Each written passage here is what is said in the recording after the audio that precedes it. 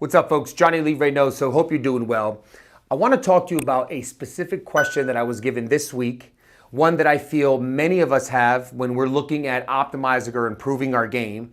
But again, one that is absolutely critical that has to do with the selling process, your sales process, and where a lot of organizations, and probably you yourself, including myself, at times really lacked in training and developing our team around this and even our own skill in this side of the selling process, okay? So before we get into what I believe is the most important part, I want to basically break it down that we have six components to the selling process, okay? I'm Johnny Lee Reinoso, and this is Don't Admire, Acquire. Here to the right, you'll see we have identification. Identification is critical. What is identification? It's basically you identifying and understanding who is your target, who is your buyer of your services, and why are they the buyer of your services? Why is that industry? Why is that level of the executive? Why is that homeowner? Why is that person? Why is this? Why are they your target? Okay, you have to be able to answer that question at first. And once you answer that question, then you could do a deep dive and start to penetrate your research in your account to identify the who's who, pull that data into hopefully a CRM, and then begin your dialing, right? Your dialing, which is your what? Number two, prospecting. Prospecting. Now let's pause there for a second. Why is it in red? Well, because I believe it's the most important part. We're gonna dive in a little bit more as to why I believe that, but prospecting kicks off your selling cycle. I mean, yes, this is all a selling process, but the selling cycle kicks off with prospecting. It starts off with somebody, okay, especially in today's world, picking up the phone and beginning a discussion, having a discussion with an ideal buyer of your services. Prospecting is the absolute most important part of the selling process. There is no other part up here, we'll get into the other ones, that kicks off your selling cycle, okay? Number three, we'll get into more about prospecting, but let me jump on. Number three, discover and design is step three in the selling process, right? Because what do you want to do now? Once you prospect and you know that that person is a qualified prospect for you, and you go to section 3 here, if you will, you're going to discover and design, discover their needs, discover their pains, discover their challenges, and then begin to design a solution for what it is that they have shared with you. Now below you'll see a link to another video called Sale. Speak authoritatively, listen empathetically. That is your selling process. When you speak authoritatively in the prospecting section, now you're listening empathetically, speaking authoritatively as a subject matter expert, somebody who understands their business, their problems, their challenges, their industry. And then they begin to share with you the information, and what you're doing is you're listening and you're starting to discover what it is that they're sharing with you because you're listening empathetically. You're not listening to reply, you're listening to understand, and then you're designing a solution in your mind and in what it is that you have in your organization from a service or a product perspective. You're designing how you're going to help that person. Now, how do you share with them what you can do? How do you share with them what it is that you've been designing based on what you discovered from them? Well, that's point number 4. It's your pitch, it's your presentation. And you're able to present to them a solution. You're able to present to them a benefit, the features, what it is that you can do, right? You're able to share with them this great news so that they ultimately can see you as that solution, that relief, that sigh of relief that now I finally have met you and you're going to help me get there, right? And that's how you have to come across, right? So that's step 4 is pitch present. 4A I have here, it's objections. Some people like to consider that part of the selling process. I like to make it a subcategory of step 4, which is obviously when you pitch, when you present, you're going to get some level of objection. You're going to get some level of a challenge from your prospect, which could be just questions, pricing questions, timing questions. I have to speak to somebody else questions. I need to get my colleague, my coworker, my business partner, my wife to sign off. And all those objections you have to handle and you have to be able to overcome in step 4 to get to step 5, which is close the deal. Right? We have to close the deal. Now, back to my original question. What part in the selling process is the most important part? Many people answered, close the deal. Closing. You got to close. Maybe because of the Zig Ziglar movies of the world and the Boiler Rooms or all these other kind of sales, kind of hoorah movies that are out there. We all think ABC, we got to always close, always close, always close, always close. Absolutely not. The most important part is step 2. He or she who has the biggest pool will ultimately make the most money. You need the at-bats, right? You need the at-bats. Let me go on to step 6 real quick here. So it's referrals, retention, repeat. Why referrals first? Because you're in that honeymoon stage of working with that prospect or that client. You're in the honeymoon stage now. You've exchanged services and products for money, right? Now there's a transaction there, okay?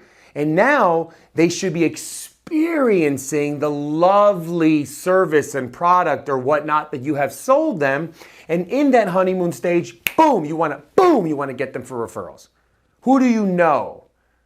I'm sure, Steve, I know that you've been in business now for 10 years and you obviously have a great network of professionals that you associate with. Let me ask you, Steve, based on what it is that we do, you now have an understanding, somebody who experienced what it is that we can do. Who do you believe can benefit from this, at least to have the knowledge that we exist? Who do you believe in your network that we should speak to? Steve, let me ask you a question. Do you enjoy working with us so far? Of course I do. Wonderful. I know that in speaking with Lisa in your office, she had mentioned to me that we have been able to deliver about 15 to 20% above expectations. Do you also feel the same way? Yes, I do. That's wonderful. Steve, as you know, our business, we're looking to expand. We're scaling. We've grown our team now. And it's very important for us to work with clients and partners like yourself. Folks that are honest, folks that are real, folks that are truly transparent. And working with those folks like yourself makes it all possible, makes it all exciting for us. So knowing you must have people that you associate with, that you work with, that obviously are just like yourself, have like similarities, run their business the same way, have great cultures. Who do you know that could benefit from knowing who we are and hopefully one day could, partner with us and work with us just like you are? That's how you do it. You have to do that in the honeymoon stage. And then part of that is you need to make sure you're consistently delivering to expectation, if not exceeding it, so you can retain them as a customer, okay? And point number 3 is there's always opportunity. If you're focused on innovation and growth, there's always opportunity for you to create new widgets, new product, new services. And that with that new becomes the repeat. Repeat what? You want to go back and sell them again. You want repeat business. And then with the repeat business, you want to ask them again for their additional sphere of influence, for their additional network that they have. Folks, this is absolutely critical. This is where you're going to make a lot of your coin. This is where you're going to make a lot of your coin. This is important, but it's not as important as focusing on knowing how do you close the deal and how do you maintain and provide the service levels that you need to. Yes, you heard me say, I wouldn't give point number 4, which is the pitch, in the presentation, I wouldn't give that as much weight as I do closing the deal and referral, retain, and repeat. But again, the absolute most important part to the selling cycle is prospecting. Because without this, none of this happens. Without this, none of this happens. Now, prospecting.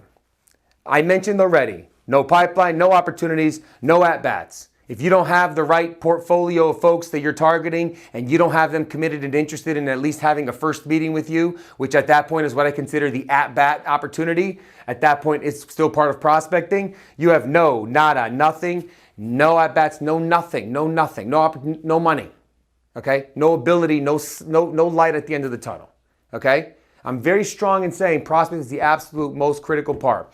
And here's the crazy thing. We've been in sales for years. I've worked with many sales professionals, many, and I'm sure you've been in the game for a long time. I don't care if you're selling widgets. I don't care if you're selling software. I don't care if you're selling an ERP. I don't care what you're selling. Okay, at the end of the day, it doesn't matter what the end product or solution or toy or widget is. At the end of the day, we as humans hate.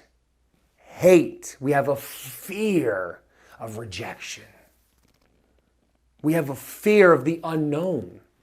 That's why when we live through this pandemic so far, and the news continues to create this crazy, news of fear of if you breathe, you're gonna die. If you walk, you're gonna die. If you this, you're gonna die. This fear and anxiety cripples us, right? You have to agree, it cripples us.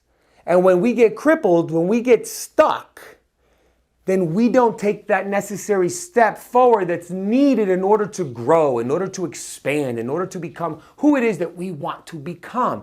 Now, what does this have to do with sales, Johnny? Well, what do 50% of all salespeople have in common? I'll tell you.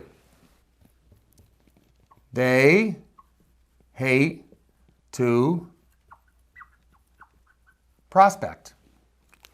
Why do they hate to prospect? Why do they feel like it's another answer to it? They feel that prospecting is the hardest part in their sales game. Why? Because it's the unknown. When you cold call somebody, they can hang up on you and you don't want that. When you cold call somebody, you don't know what their needs are. You don't know what their pain points are. They don't know who you are, and you're afraid of that rejection. Humans are afraid of rejection. Research it. We're afraid of it. But the minute you're able to understand and identify what that fear and that limited belief is, and you break through it by recognizing that you are great, that you are a force to be reckoned with, that you can provide, that you are a solution, and you start to build that muscle of commitment, of confidence, of competence, then when prospecting becomes a fun game. Because you're no longer afraid of what that person might say or not say on the other line, because you know they need me. They need you. It's just a matter of time. So folks, you have to build, you have to go, like the book says here, don't admire, acquire. You have to go and acquire the skills that are needed to overcome that limited belief, that fear that's holding you back from prospecting. I don't care if you're the most senior leader in your organization. If you have a team of 15 salespeople below you that are making phone calls for you, that are creating the pipeline, if you don't pick up the phone and follow up, if you don't pick up the phone and decide to have a conversation with somebody that you feel is your ideal target, then you fall in this bucket of being afraid of rejection, okay? Anybody could study the hell out of their product and become phenomenal at presenting. Anybody could basically be able to check the box of here are your needs, here's what we could do, boom, meet them at the middle and close deals when their pipeline is filled with stuff. But that's the key thing, when it's filled with stuff, and it only gets filled with stuff if you're prospecting successfully. So don't be a fool and don't lie to yourself. The number one most important part of the selling process is prospecting. Say it with me, prospecting. Thank you for spending time with me. Cheers.